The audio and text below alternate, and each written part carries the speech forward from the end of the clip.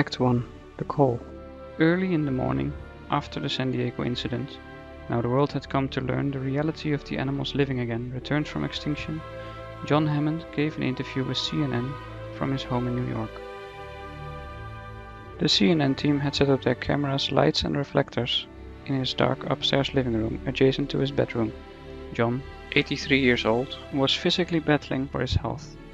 A good layer of makeup hid the illness that was slowly working its way on him, even as he sat in the chair, facing the reporter, who had almost finished the interview, giving John the opportunity to speak his heart.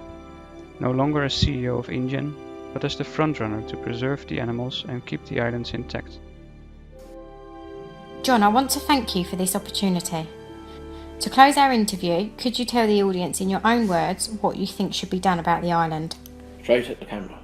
Yes, please. Okay. I would say this. It is absolutely imperative that we work with the Costa Rican Department of Biological Preserve to establish a set of rules for the preservation and isolation of that island.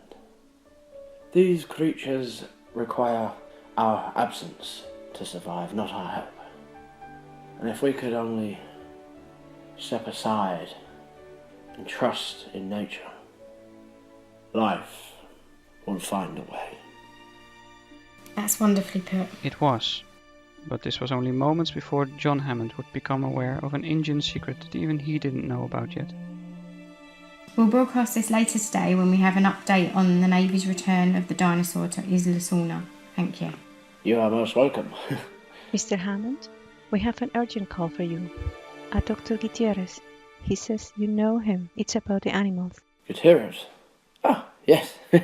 Thank you. The woman, Eliza, employed by John Hammond, helped him getting up, and leaning on his famous amber-tip cane, John said his goodbye to the CNN crew, who were already switching off the cameras, rolling up cables and packing the equipment. If you'll please excuse me, Alfred here will show you out once you've finished packing. Taking his time, John slowly walked to his desk in the darkened bedroom, picking up the horn of the phone and pressing the button to take the call from Dr. Martin, or Marty, Gutierrez, the doctor who was stationed in Costa Rica at the time they brought in the little girl that got bitten on the island.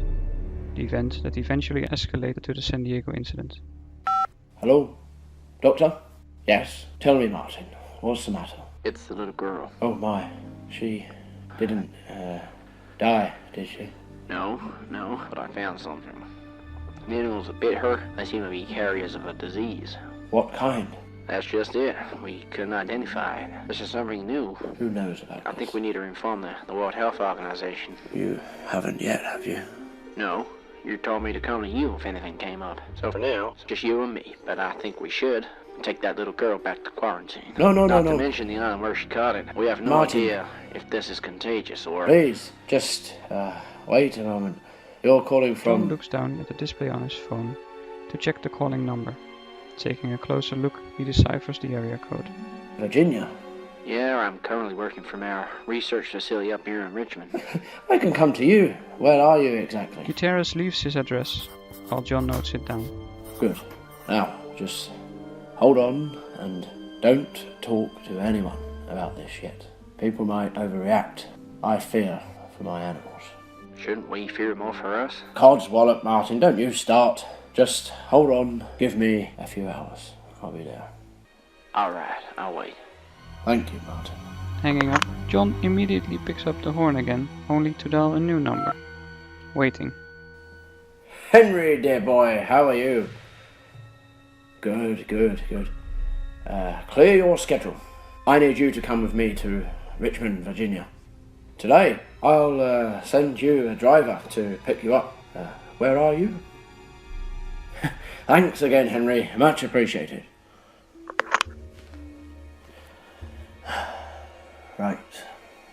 John walked to the door and gave his assistant a note. Lizzie, could you get me a driver to pick up Henry? I will meet them at my jet. Sure, but are you sure you're fit to travel? Don't worry, my dear. Thank you, but I must go. Okay, consider it done. Leaning on Eliza with one arm, the other on his cane, They walked down the stairs, and at the front door Eliza called 2 drivers for him, one to pick up Henry and the other to take him to the airport, where they would prepare his jet for the 2-hour flight to Richmond, Virginia. Never had John suspected the gravity of the situation for which Dr. Gutierrez had called him this early morning, but he would soon learn that he was not the only one good at keeping InGen secrets.